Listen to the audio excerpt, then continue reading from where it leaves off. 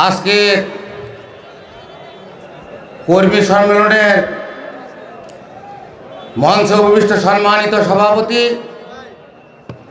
বাংলাদেশ জামাতে আমির ডাক্তার শফিকুর রহমান সহ সকল জামাত শিবিরের নেতৃবৃন্দকে আমি আদাব এবং সনাতন ধর্মাবলম্বী সকলকে আমি নমস্কার দিয়ে আমার সংক্ষিপ্ত বক্তব্য শুরু করছি। অনেকে হয়তো মন্তব্য করছেন যে হঠাৎ করে আমি গাইবান্ধা জেলায় সনাতন ধর্মাবলম্বী এখানে এসেছি বক্তব্য দেওয়ার জন্য, হয়তো আশ্চর্য বোধ করতেছেন। আমি দীর্ঘদিন যাবৎ বাংলাদেশ জামাতে ইসলামীকে সমর্থন করি এবং ভালোবাসি। আমার প্রয়াত বড় ভাই উনি ছোটবেলা থেকেই জামাতে ইসলামীর সঙ্গে সম্পৃক্ত ছিলেন। উনি আজ 10 বছর যাবৎ উনি মৃত্যুবরণ করেছেন। তার পরবর্তী হালটা আমি ধরে আছি এই জামাতে ইসলামীকে। আমরা হিন্দু সম্প্রদায়ের ব্রাহ্মণ পরিবারের সন্তান। আমার নাম শ্রী মিলনচন্দ্র ভট্টাচার্য, ব্রাকেটে ঠাকুর। আমি গাইবান্ধা জেলা পলাশবাড়ী উপজেলার 4 নং বরিশাল ইউনিয়নের বাসুদেবপুর সার্বজনীন দুর্গা মন্দিরের বর্তমান কর্তব্যরত পুরোহিত। এবং সাগাটা ফুলছড়ি উপজেলার যারা এসেছেন, আমি 2008 সাল থেকে 11 সালের 11ই নভেম্বর পর্যন্ত ভরতখালী কালী মন্দিরের পুরোহিত ছিলাম। আমি দীর্ঘদিন রাজনীতির সঙ্গে আমি জড়িত। আমার ইউনিয়নের আপনারা জানেন সে 2014 সালে আমাদের বর্তমান 4 নং বরিশাল ইউনিয়নের জামাতে আমির শামীম প্রধান ভাই, তার সঙ্গে আমি একসঙ্গে জামাতে ইসলামী কাজ করি। শুধু এই কাজ করতে গিয়ে আমি আওয়ামী লীগের চেয়ারম্যানের হাতে নির্যাতিত এবং এখন পর্যন্ত আমি গাইবান্ধার কোর্টে আমাকে হাজিরা দিতে হয় এবং আমি 4 দিন জেল কেটেছি। এটাই আমার পরিচয়। এখন আজকে আমি কেন জামাতে ইসলামীকে ভালোবাসি এটা তো আপনাদের শোনা দরকার। আমি একটি জিনিস জানি যে আমরা হইলাম ধর্মযাজক। যাদের মধ্যে ধর্ম জ্ঞান বিবেক বুদ্ধি আছে তারা কখনোই অন্যায় অবিচারে যেতে পারে না। এই জন্যই আমি ধর্মীয় সংগঠনকে প্রাধান্য দিয়ে আমার বংশধরকে আগামীতে এই ধর্মপরায়ণ জামাতে ইসলামীকে সমর্থন করার জন্য আমি বারংবার আহ্বান করে যাই।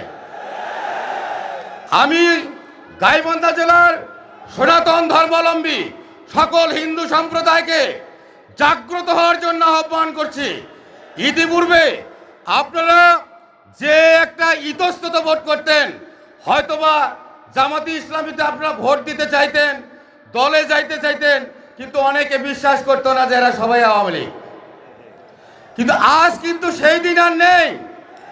আওয়ামী লীগ 1971 সালের পর থেকে আমাদেরকে শুধু নির্যাতনে ব্যবহার করেছে, কিন্তু কোনো হিন্দু কিন্তু আওয়ামী লীগের কাছে থেকে কিছু পায় নাই। এই আওয়ামী লীগ আমাদের ঘরে বন্দুক ফুটাইয়া তারা এই দেশের অর্থ লুট করে বাইরে নিয়ে গেছে। আর আমরা হিন্দু সনাতন ধর্মাবলম্বী যারা, তারা আছি একদম নির্যাতিত অবস্থায়।